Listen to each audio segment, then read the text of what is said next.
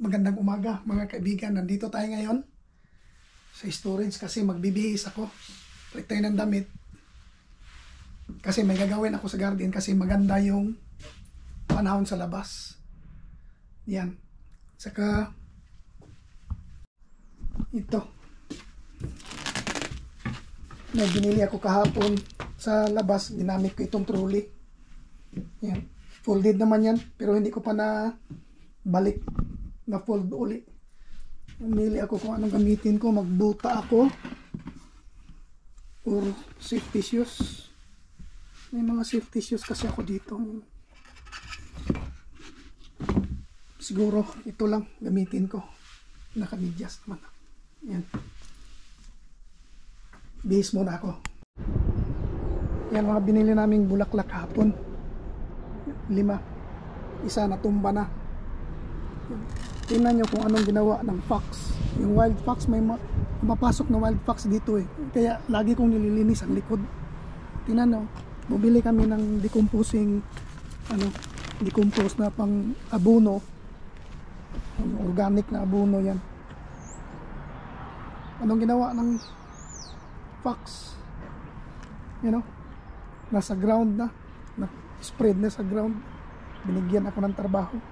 Saka ito, tingnan nyo anong ginawa, natumba na mga flowering ito. Ito yung tawag nito, Peony Sarah Bernhardt na bulaklak. Ito Paseo Rose. Ito Japanese Azalea red, at saka may Japanese Azalea na pink, at saka ito pang summer lang ito. After summer wala na, matay na yan siya. Pero ito, mga ito years by years tumutubo pa rin siya. Yan, dyan muna kayo. Anong gagawin ko dito? Mag trabaho muna ako. Yan. May tinanim ako dito na aloe vera. Yan, hindi nakaligtas sa fox. Inumba, kinalaykay dyan, no?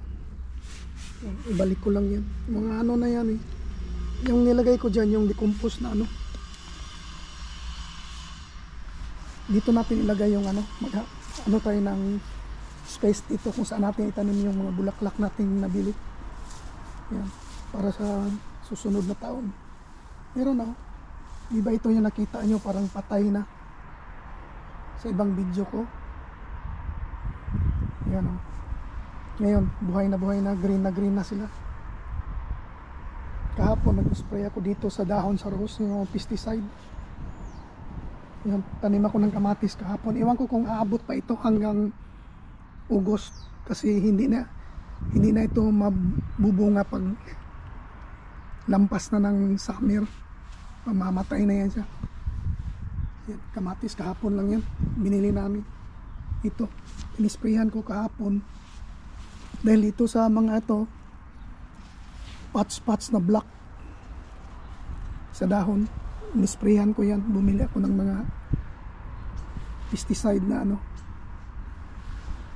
sana maagapan pa yan kasi marami na. Yan, maglagay ako ng pataba dyan, yung parang pagkain ng mga tanim.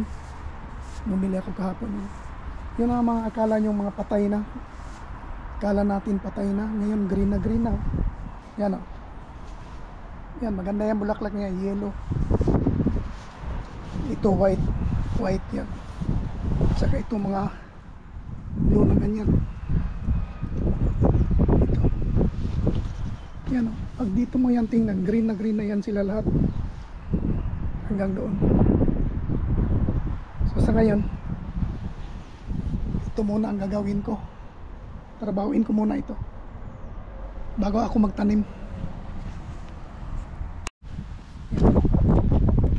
Ilagay ko muna dito sa wheelbarrow para maipon na. Kasi ito butas-butas na itong bag niya. Ito, butas-butas na. Halos wala ng laman.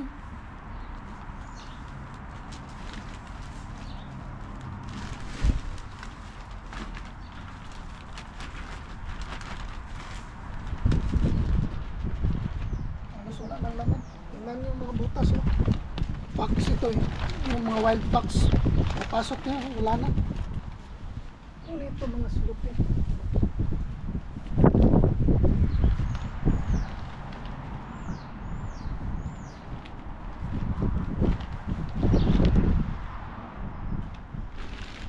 Kaya lagi ako naglilinis dito sa likod. Dahil sa fox. May mga fox na napasok. Kayin ko muna. Kayin para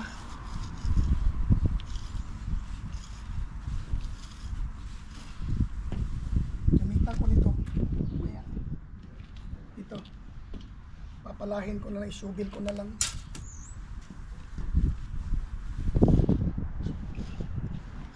Kunti na lang makuha mo nito. Maraming maiwan. Okay lang. Pataba na rin yan sa ano, mga damo.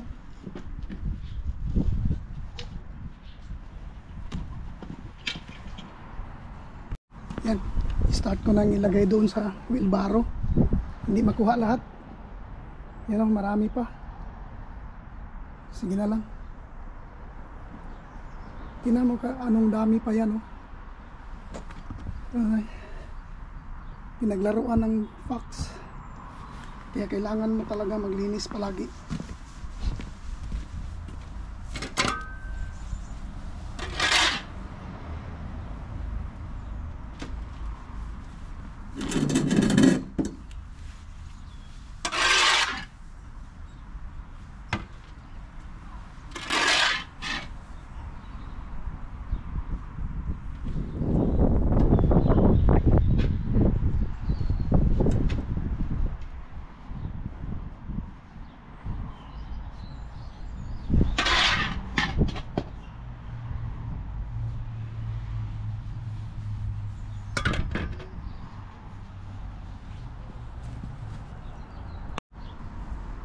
Ito na siya ngayon.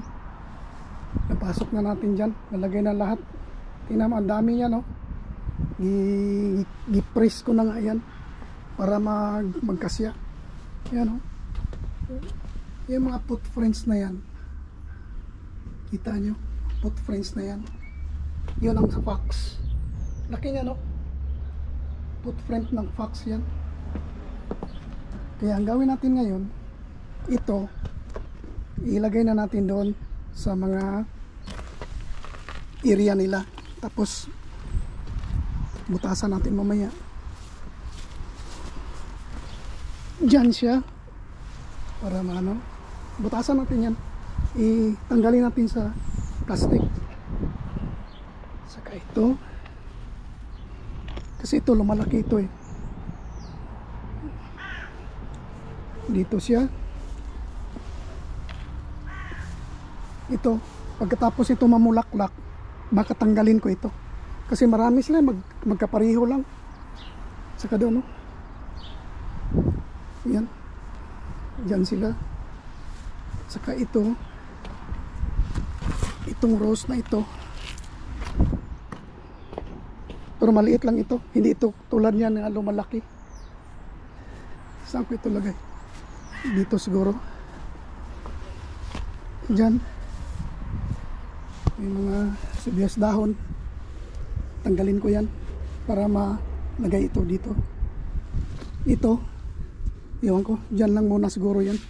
Saka ito, magandang bulaklak ito. May mga daffodils dyan dati naman namatay. Ito, lumalaki rin ito. Saan ko ito ilagay?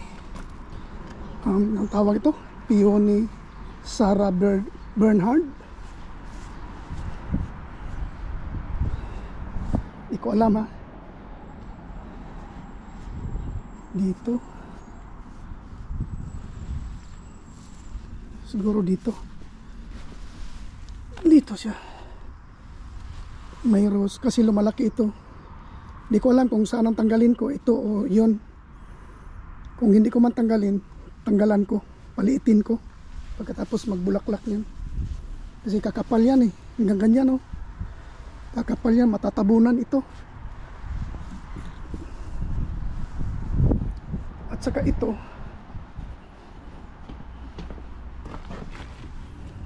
nagkamali ako dito ng pulot. Pang summer lang pala ito. Pagkatapos ng summer, wala na, mamamatay na. Dito ko ilagay ito. Yan. Meron yan. Ito mga nasira ko. Kaya na ano na, lumiit. Yan o, nasira. Nag-spray ko kahapon. Natamaan ng spray.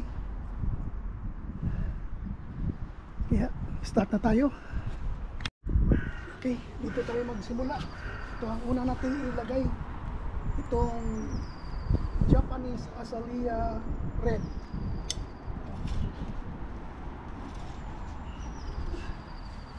Okay tayo dito. Digging.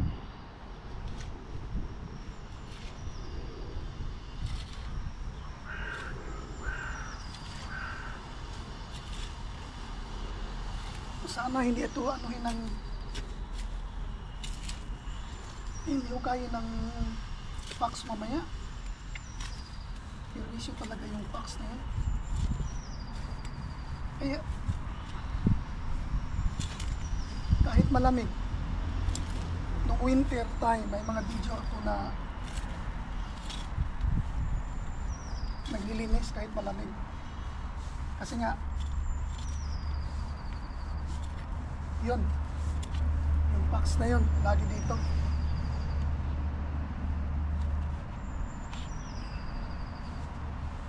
Keep save natin ito. Savings natin para sa susunod. Baka may mga ano tayo, may mga ita-transfer tayong tanim. Yan ang gamitin natin. Hindi na tayo bibili.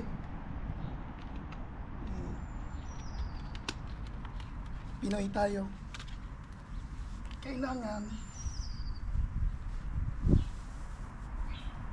marunong tayong mag ano, save. Masyadong malalim.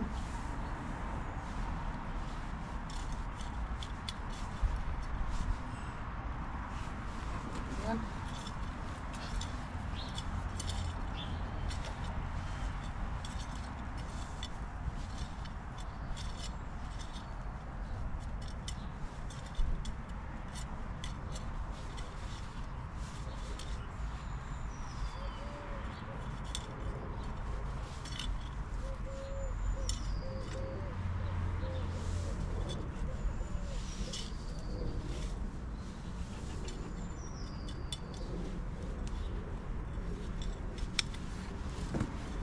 Tapos na. Ito, magandang bulaklak ito. Yan, marami yan dati dito, ang dami yan. Kaso lang nung, kasi doon yan sila eh, dyan yan sila. Nung pinatayo ito, wala, pinatay ko, nilipat ko, pero ang yung hindi na buhay pala. Yan ano, ito lang ilipat mo, mabubuhay agad talaga yan. Kahit saan. Pero ito, kaya hinayaan ko lang kasi may buti, may similya. Sana meron pa dyan sa ilalim. Yan. Dito na naman tayo sa kabila. Same procedure. Maya. Yan. Nagtanggal talaga ako dito. Kasi pag mag fully grown ito, ang kapal nito, matatabunan itong tatanim ko dito. Kaya sinakripisyo ko na.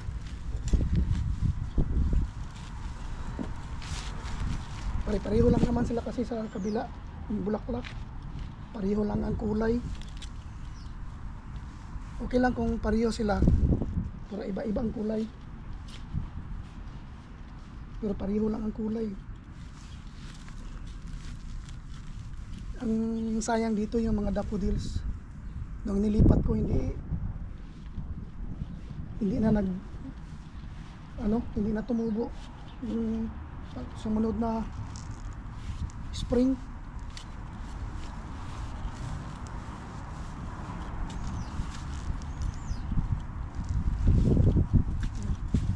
Kailangan talagang kunin yung ano niya, ilalim.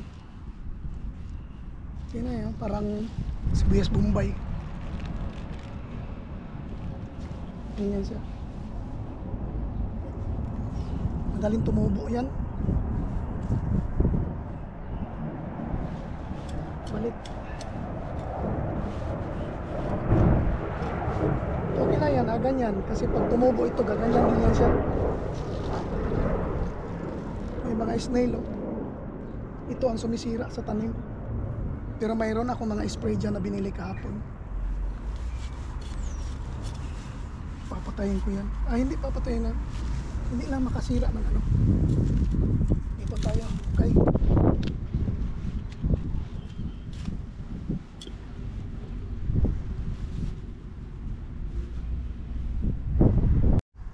Dito, masasakripisyo ang ano.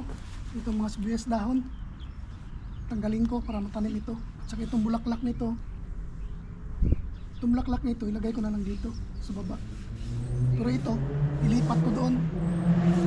Kaya, simulan ang paghukay.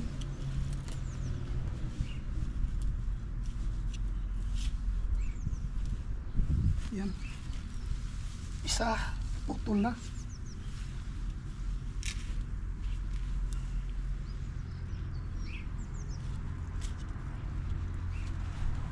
Dalawa.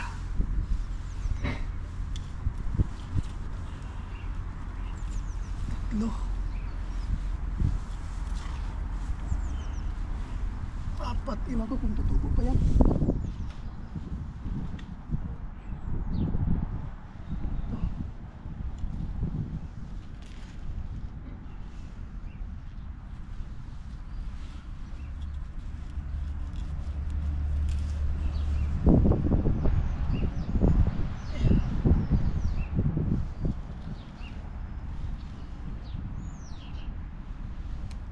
Ayan, mga sibuyas dahon. Tsaka ito, lipat ko na lang.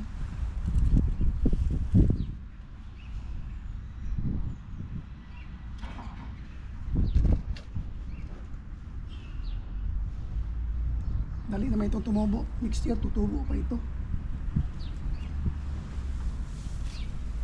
Meron pa isa. Okay.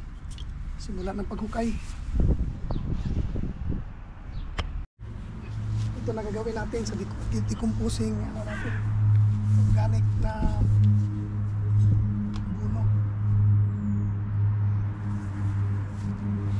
Spread lang natin dyan.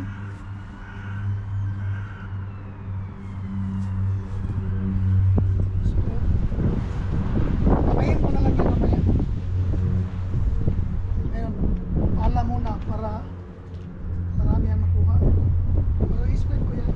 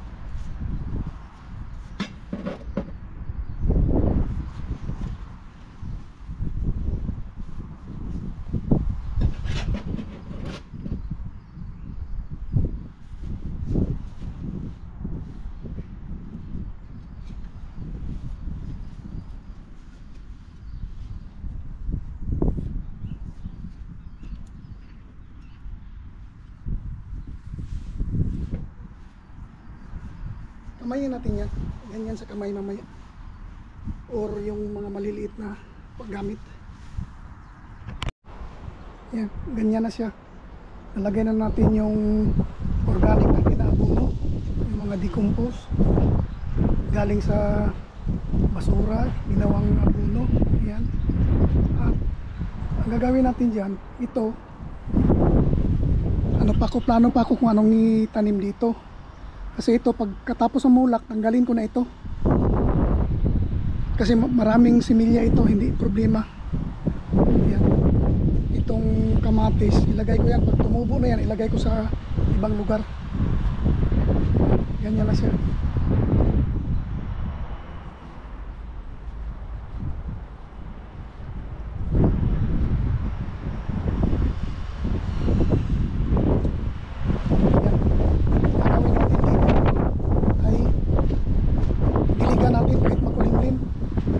Magdilig ako kahit makulimlim para maano siya, masok yung mga nilagay natin compost.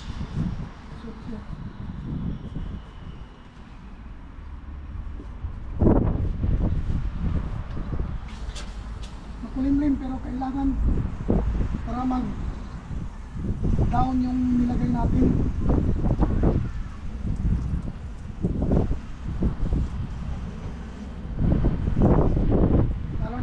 Bagong tanim kasi dry yung ano niya, yung galing sa pot, dry yun, kailangan basain.